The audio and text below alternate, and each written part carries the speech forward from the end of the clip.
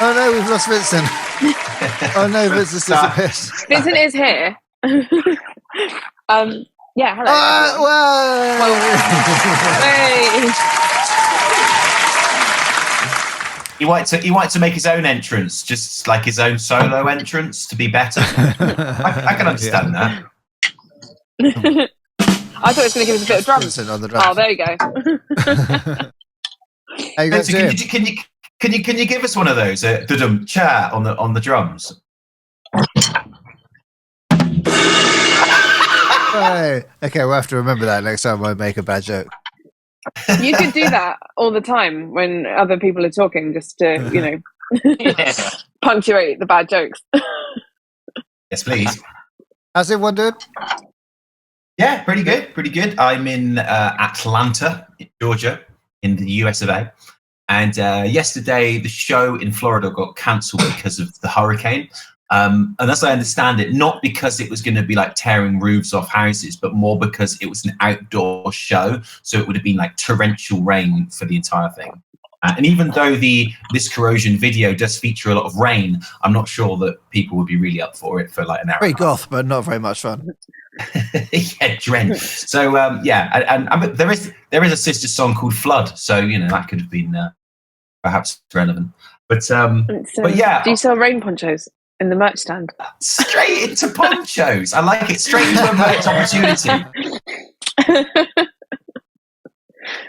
I'm sure people would love them. Especially, one, if it was raining, absolutely, like they'd sell out. But also, I mean, people love merch.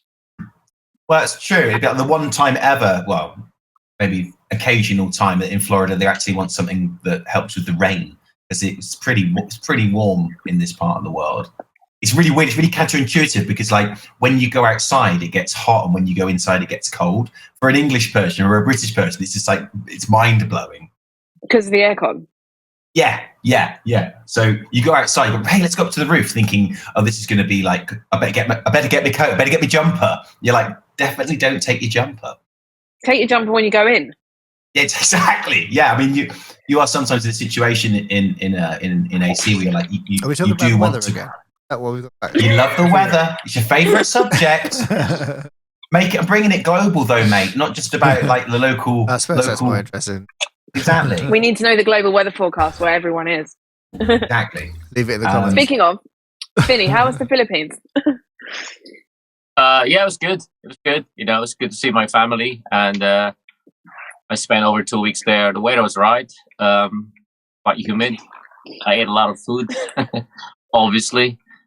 I'm back in the UK now. I just got back 2 days ago, and it was all right. I couldn't sleep the whole time that I was there. I couldn't sleep. I don't know why. Maybe it's the extreme. You can sleep everywhere. I know, right? This is ridiculous. Yeah, I know, right? But apparently not everywhere. He lost his powers. It's too relaxed. I think it's Okay, so today in this episode, we thought we would do a special episode dedicated to fans of music. So this is, and everyone's been really, really helpful on social media as well, responding to some of the questions that the band put out earlier, which is how have you experienced being fans of music yourselves, and obviously how you connect with other fans, and what kind of the most memorable things that bands have done for you as a fan or that you've experienced. But first, let's talk about the most dedicated fan bases in the world. Okay, so Dun, dun. I guess it's what's been interesting, certainly for Vincent and I, is that we've stepped into bands that have already had huge fan bases before we joined. So we've seen in action what that can be like, and how obsessive fans can be, and how important it is to fans, whether that be they're there from 10 a.m. outside just so that they can be on the front row.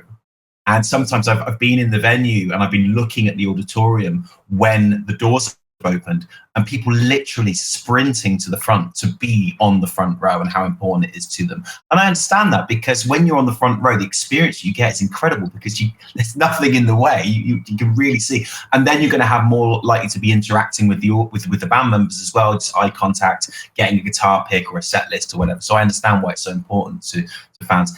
And people traveling to go to more than one show as well, of going, right, I'm going to spend the next 2 weeks following the band round as much as I can and coming to different shows, because maybe they'll play a song that they didn't play at one of the shows that I really love, or maybe there'll be something that happens which is different. Or also, I've noticed that fans have little communities where they'll travel around together. So they'll go, right, rather than going on a vacation, I'm going to spend that vacation money on getting together with my friends and traveling around 2 weeks or whatever it is, watching a band. So it's almost like, not that the band is secondary, but there's more to it than just the show. It's about being with their friends, maybe the friends that they only see when they talk, when they go on these tour missions, because these friends are from different parts of the world. I think that's an amazing thing, that bringing people together like that. And we've sort of witnessed that, Vinny and I, with the bigger bands that we've played with, that really exists. It's a whole community, and it's a really amazing thing that people want to spend their time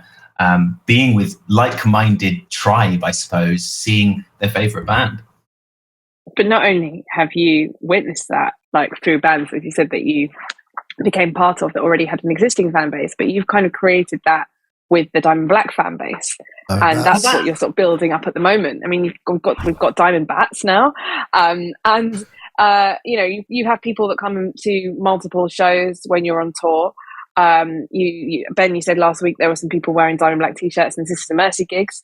So that sense of community and camaraderie, you guys are all creating that together with Diamond Black as well. Yeah, and it's a really, really amazing thing.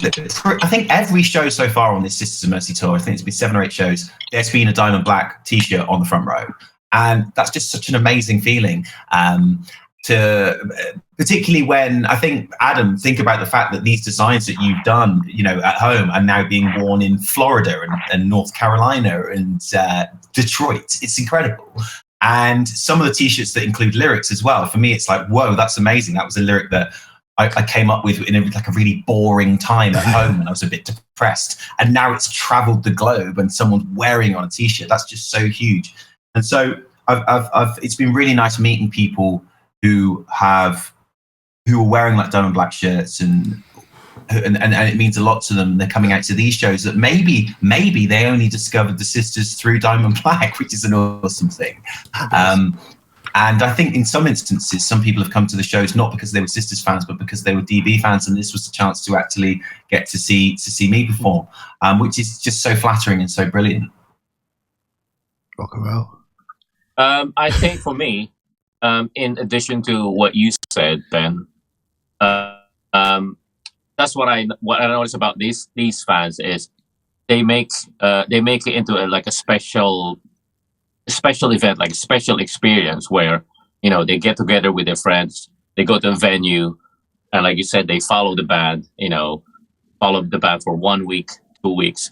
And I actually remember talking to some of them, you know, after they finish the tour and they get back home, they get back on with their lives. And, you know, some of them were saying to me that they felt really, really sad and depressed as soon as the tour is finished, because it's kind of like, I guess it's like similar to what us musicians experience, you know, especially me when I was starting out. After every tour, I go through a phase where they call it a post-tour depression, where for sure you're like, oh man, what am I going to do today? What am I going to do tomorrow? Tour is finished. I guess for them it's a similar thing. You know, they travel with the band, met all these other fans, and then suddenly it's finished. So they go through a different phase as well. They get depressed, they get sad, and that's what I noticed. They make the whole thing a special, really special and unique experience for them. And it's not just about seeing a band now, and I think it's about maybe their small community, small group of friends getting together, seeing their favorite bands, maybe sharing experiences about how they discovered the bands or what their favorite songs are. That's what I noticed, when I spoke to some of them. Like post-tour depression is totally a thing, by the way. I get that all the time. Yeah, and it's nice that we're able to bring people back together with things like this, that people who've met each other from far-flung places of the world can then still reconnect every week or nearly every week on this cast. Yes, yeah, because it creates that. It's like we can still connect with everyone, even though we're not actually on the road. Yeah, it's like a support network. A support network. It's like, a fun network. It's like a therapy group. Yeah. No. A few people actually said that on Instagram in the responses to the questions. Just that they just really like the weekly live chat and the ability to come together during this cast and meet and talk to each other and stuff and hear what you have to say, which is really nice. I'm going to read some out in a bit. But yeah, you mentioned kind of building up the fan communities and nurturing them and all that sort of thing. And a lot of people have commented saying that part of the thing that they love about you guys is that you go and meet people after the show and hang out with them, and they look forward to that. And some people have come and talked to you more than once, and met each other through that little bit of time that you have after a show, where you actually give your time to go and speak to people. That's my favourite bit. Which is sort of one unique. It seems unique that most bands don't do that, and I know, yeah, Adam, you say it's your favourite bit. You say that on stage. It's genuinely my favourite bit. Come and talk to me. Yeah. I mean, do you want to talk about that? Yeah, I mean that's what's nice about that is that in those bits after the shows, particularly when we've been supporting Esprit or Lord of the Lost, and it's the first time people have seen us, is that they feel that they can just come up and chat. And what's been really nice is that people have said, hey, I've never heard of you before, but I really like the music and I really like you guys' message. It really appeals to me. It really connected with me. And sometimes people even have tears in their eyes because the experience that they've had watching our 40-minute show and the message that we've been getting across has reached them in a really profound way. And that's amazing. That's kind of all you can ask for when you're an artist, is that the thing that means something to you means something to someone else, to the point where you could be in a completely different country and people are connecting with that message. And that's been something really amazing that I've never really had with any other band that I've been in. That level of people feeling that they can come and talk to us and open up and go, look, I went through a real struggle, and what you said in that song is helping me. And one of the things that I've been saying at the end of the set is that if tonight, as an audience member, you really struggled to actually make it out because you felt scared, you felt anxious, you didn't want to come, you were depressed, but you did. That's a really big deal, and I think that needs to be acknowledged a lot, because we've all felt like that at some point, where we don't want to go out because we're just so anxious and well, maybe not all of us, but I certainly have. I don't want to go out. I feel so anxious, so nervous about what might happen, how people are going to judge me or might do something wrong or whatever it is. But getting the courage and actually realizing, facing that fear and coming out and meeting like-minded people, I think is really important. I mean, having a Diamond Black show to go to kind of softens the blow a bit. Yeah, totally. But even the instance of these being fans who hadn't heard of us before and had come out anyway to the show, I think it's just really important to acknowledge that.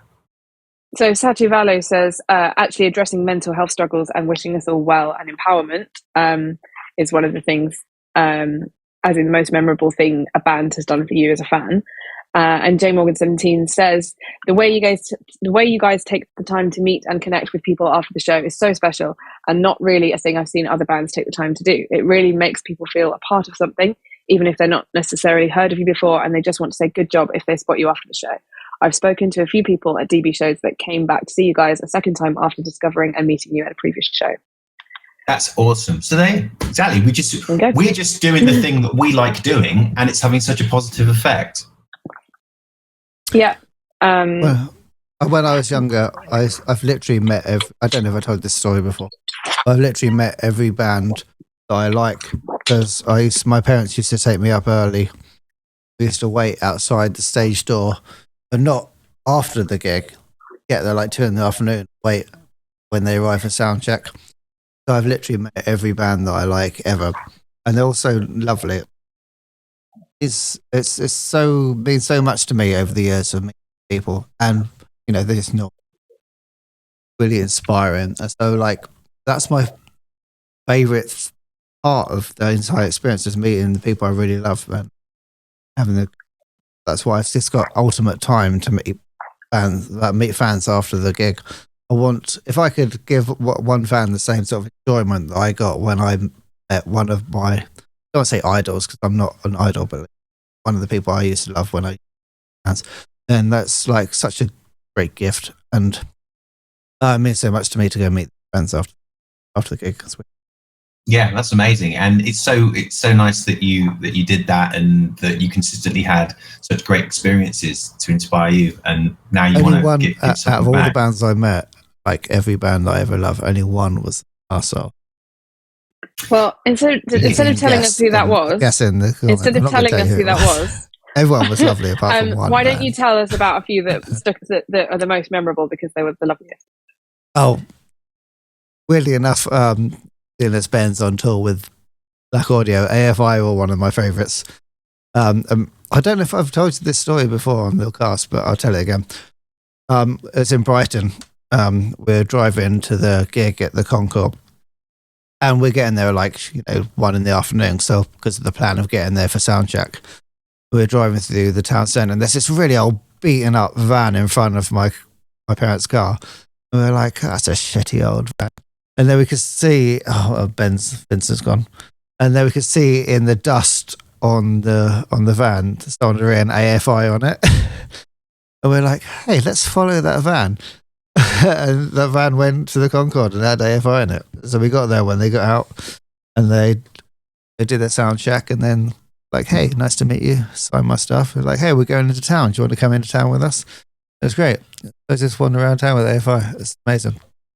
That's amazing. Yeah, same sort of thing happened with like King of Draw or another band like that. Quite a lot of bands. They're just basically all lovely. I met Soul Wax, and they were just like, what? We have a fan? I can't believe there's a fan out here waiting for us. It's really lovely. So your story was the best place to meet. Vincent, have you ever, when you were seeing bands and you were younger, I can still see him. Vincent, getting back. Have you? Gosh, there he is. When you were growing up and you were seeing bands, was there ever someone you met that was a big idol for you, and you actually had that opportunity? Yeah, I was actually going to say my most the thing is I also love meeting fans, because I used to be a fan. We all used to be a fan, and my first really memorable experience of being a fan was when this band played in our school, and when they finished the set, I came up to the drummer, and he was just so cool to me. It was really nice. We chatted for a bit. I really looked up to him, and then he signed. I had a drum head there. I had a used drum head, and he signed it. And I still remember that feeling of, oh my God, this drummer signed my drum head. And then it just made me really, really happy. And I was really excited to meet him and talk to him. And like I said, up until this day, I can still remember that. So every time a fan or a drummer comes up to me, I always make sure to talk to them and give them time if I have time, and just chat with them, because I used to be those people. And it's just a really one of those very memorable experience for me. Yeah, there's everybody in the chat sort of echoes this as well.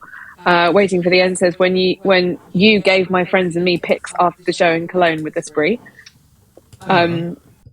So that's cute. Emma Gover says, Ben agreeing to do an interview and being very kind and patient with me. You're welcome. Kareen says, the Zoom call you did for the If You Kill My Demons single release. Oh, that was cool. That was really cool, because we only did a limited amount of those because it was with a certain tier of the CD release, and I think that was kind of the first time we'd ever done it, wasn't it? Anything like that, where we had that 20-minute connection with someone who really was passionate about the music, and it's just so joyful for us to talk basically about how much we all enjoy what this band is doing. That's such a great opportunity for us to do. That's cool. And you should. Well, I mean, would any more of those be in the works in the future? I reckon so. I reckon it'll be a good thing for us to do for future releases, because just a direct contact with people. Love doing it. Yeah, love doing it, because it's just absolute positivity and creativity and all the things we love. So Bonkers Becky says, I must say, and this is when the most memorable thing any band has done for you as a fan, right? Bonkers Becky says, I must say it's when Ben gave my daughter guitar picks, one at Tunbridge Wells and one at Bournemouth. Ooh, Tunbridge Wells. Nice. That's great. That's cool. That must have been with FM. Yeah, the first, the Tunbridge Wells was the FM show, and then Bournemouth was the spree, the first one of that tour. That's such an amazing thing, because that's that whole thing about something having a very unique and almost like magic aura to it, that if you're a fan, if someone gives you the guitar pick they used at that show, that's like, what? That's insane, because then you've got part of the performance, you're owning part of the performance of that night, and it's completely unique and irreplaceable, one of a kind. Have you ever caught a drumstick or a pick when you've been in a crowd? Me, I think I have actually. Yeah. It was a Skid Row show in Camden. Yeah. Actually, I did catch it. He actually gave it to me. Oh, nice. That's cool. His drum solo, and he gave it to me. So, oh my God. Nice. I caught a Manic Street Preachers one. There you go. Get there. Weekly Manic Street Preachers reference in there. I can't remember what gig it was, but I did catch one. I've got a Richie Ramones drumstick somewhere. Sick. That's amazing. I think what's a particularly special thing about that is sometimes at shows, or some of the biggest shows that I've done, there'll be like a parent who's brought their kid along. The kid's got like big headphones on and stuff, and they're just like, this is it might be their first show ever. And to give a kid a guitar pick at like their first show ever, they're going to remember that for the rest of their lives, and it's going to just inspire them to maybe do music themselves, or even if not, just to that just life affirming thing. I think it's really, really special. It's lovely, isn't it? I really love meeting you guys. Oh. Sister Crimson says, hearing directly from the band, whether it's a thank you or announcing a special project, fans can join. So, thank you.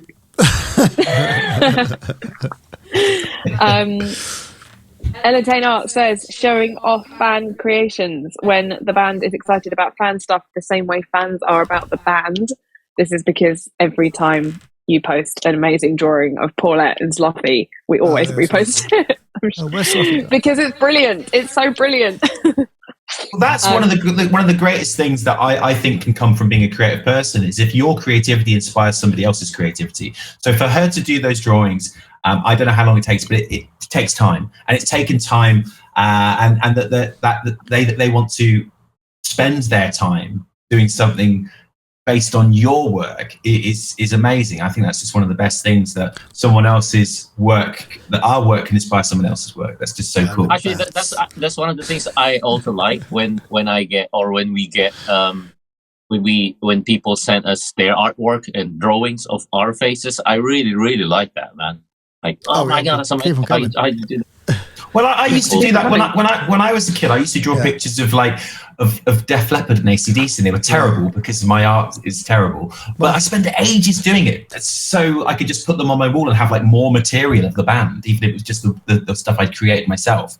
Like extending the world of the band by using your own creativity in some way is amazing. When I was getting into web design, one of my I made Doctor Who websites, but one of my first ones, I made a Dave Grohl fan website, and I put pictures of me and Dave Grohl that I drew next to each other. So, that's amazing. You use it, and then that was a talent that then you took further into. Exactly. I carried on developing websites up until we do it now professionally today. Well, actually, you didn't just make Doctor Who websites that were of fandom. You made them for the people that were actors. Yeah, I did make them for actors in Doctor Who. Yeah. Wow, when I was like that's 14. amazing. Yeah.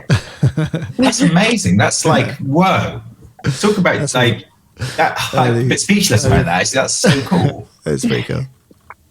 We've got loads of nerdy Doctor Who stuff. We could do a whole episode on it.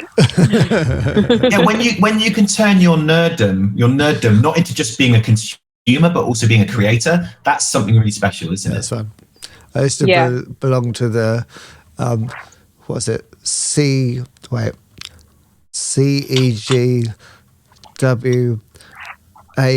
which is the Crawley and East Grinstead Doctor Who Appreciation Society. Yeah. I wouldn't have got that acronym. No, that's what I It's a can tough remember. acronym. Maybe it's just CWAS or something, but that's fun. Yeah, I do. That's fun. Nerd. Okay. Cool. No, that's really cool. Soundtrack. Another tidbit of information. We I mean, you guys have got like some of the most creative fans out ever. Awesome. There's always pictures of I've seen you've posted pictures over the years of people drawing pictures of you and creating cartoons and things like that. I think they're fantastic, and I think everyone should keep doing them because they're great, and the guys love them. We ran a fan art competition before, and we got some amazing entries. Some really beautiful artwork. Yeah, Would you that's do it definitely again? something we should definitely do that again. Absolutely. Yeah. Should we do it again? Let's do it definitely do it again. Yeah. Let's do it again on this podcast, and then everybody can tune in to see us show the winners of like. Do you remember like the cards in That'd be good, CBBC when they used to show the Oh, birthdays? yeah. Like if it's your birthday, you'd be like, "Here's the Yeah, Oh, and we then have someone to had do made the that. cards. Okay, and let's hold go, it let's up. do Can we do that? Let's Yeah, we have to start. do Let's that. start it right here, right now. Oh yeah, Yeah, let's okay. do So that. send us your fan art. What's our email address for this? It is Is it- mail@diamondblackofficial.com. Okay, send anything over, and we'll do a little show and That's tell. MAIL. Brilliant. Not Rick Mail. I think we should make it something like it's not about how great the art was, but just the idea. Oh, it's not a competition. Yeah, yeah. It's like a appreciation. Yeah, so the concept of what you've chosen to create, not necessarily the like. It's open to everyone of any skill level. Yeah. Yeah, Awesome. cool. That'd be fun. So back to the competition really quickly. So we're going to start a fan art competition. It can be anything. You get points awarded for conceptual ideas. When is the deadline for people to get stuff in? Next month? Oh, I don't know. Oh, we could do Halloween. We could just Halloween. Halloween themed. Yes. So a Halloween Diamondbacks. themed Diamondbacks Halloween themed art celebration. Extravaganza. Yes, perfect.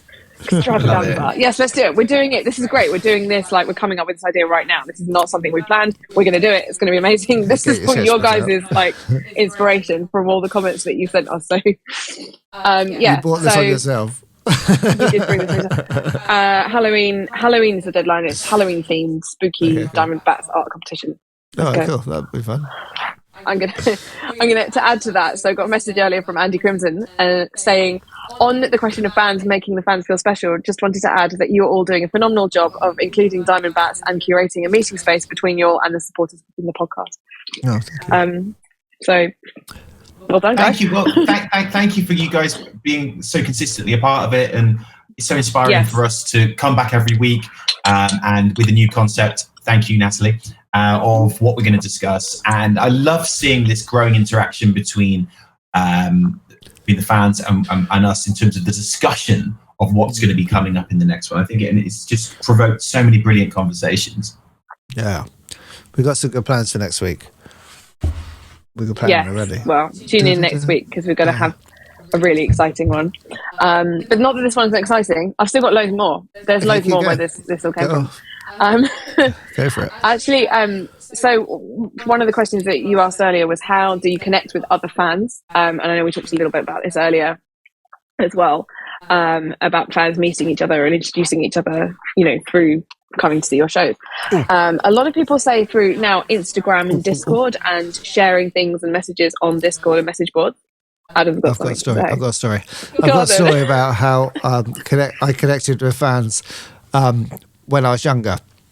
Okay, I don't know if people at home remember, but when you used to get a CD single, you used to have a little piece of cardboard in it. It's like, if you're a fan of this band, put your details in and post it and then you you get some free information, whatever. So I did one of those with a Muse CD. I think this first album, one of the singles. Just filled the thing and posted it back. Year later, get a random phone call, and they're like, "Hey, you're a fan of Muse? You've got this thing. We're doing a video shoot this Sunday in London. Do you want to come and be in the video shoot?" And so I was like, "Okay, is this a scam?" No, it's not. Okay, come up. And then I got my friend. I was at college at the time, and we went up to London, and then we were in the music video for Hypermusic and Feeling Good. Wow. And we made a whole little community of Muse fans, and I'm still friends with loads of them now.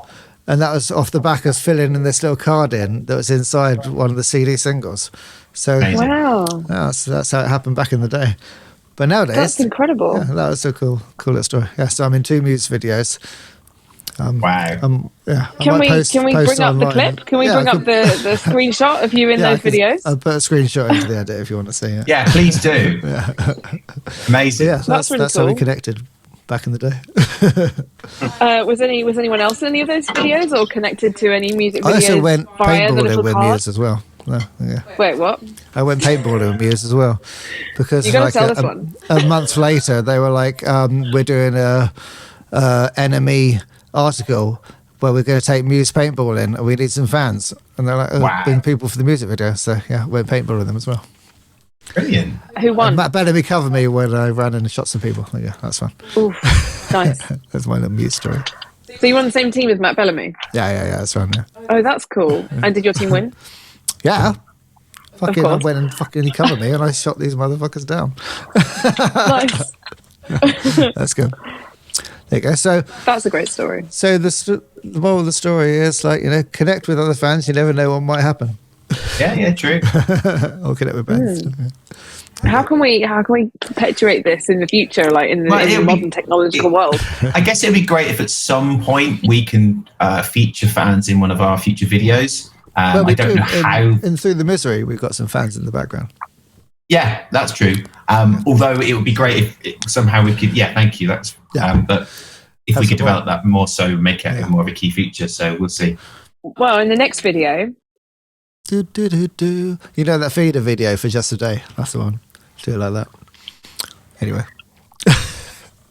That's great. That's really good. I really want to know what people's thoughts are on this. So stick it in the comments. So we're coming to the end of the show now. We've got time for one last final thought, and so we're going to ask the guys a question this week. What is your anthem of the week? Dun, dun, dun. As in a song. Yeah. A song that you've been listening to that has helped you or motivated you or has just struck a chord with you. We're gonna end the podcast with this every week, so then we can inspire people at home to go and That's nice. get involved. Give them something to listen to, and or let you know what we're listening to. Yeah. I have this song that for the last 2 years I've always listened to when I'm on tour and I'm packing up my stuff to leave a hotel room. Because it's just the most ridiculously 80s over-the-top montage song. It's by a really obscure band called Idle Cure, and the song is called Frontline. And the chorus goes, "Bring it on, we're ready. You know what to do. Fighting on the front line." It's like and it's about like being with your mates and or being in a band and like fighting through and whatever. I'm gonna pack cool. the suitcase. I'm packing my suitcase. I'm tightening up, getting my toothbrush. Yeah, and it's just the most ridiculous 80s over the top anthem. I love it, and I'm never bored of it. It's just so empowering and so ridiculously like cartoon Transformers 80s over the top like action. Brilliant montage. Yeah, love it. that's awesome. I'm going to go away and listen to that definitely because you sold it to me. What have you been listening to, Vincent?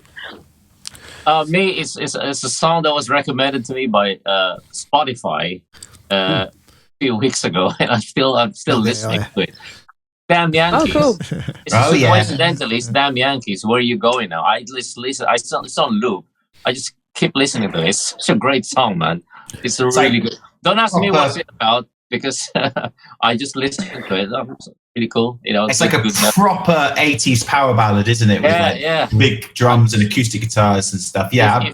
If any of the listeners, if you haven't heard this song before, I strongly recommend, search on Spotify or YouTube, Damn Yankees, Where You Going Now. Brilliant, amazing ballad song. Nice. My one's a bit calmer. I've got a calmer one. It's this song that's been following me around for about 6 months. Seems to be like every bar or coffee shop I go in is playing this song, and I love it. And it's Linger by the Cranberries. Oh, yeah, I love that. Lovely song. I remember when we were driving up to Leeds for a gig and we're stuck in a traffic jam, I tried to put this song on to make everyone calmer because we were stuck. But it's a lovely song, so that's my anthem of the week, Linger by the Cranberries. I like it. Good stuff, guys. Nice one. Great. Okay, well, thank you very much. And we'll see you all next week. Yeah, please like and subscribe in the thing. Like and subscribe and leave your anthem of the week in the comments for everyone else to listen to as well. Yes. We'll see you next week. See you next week. All right, guys. Bye. Bye. Bye.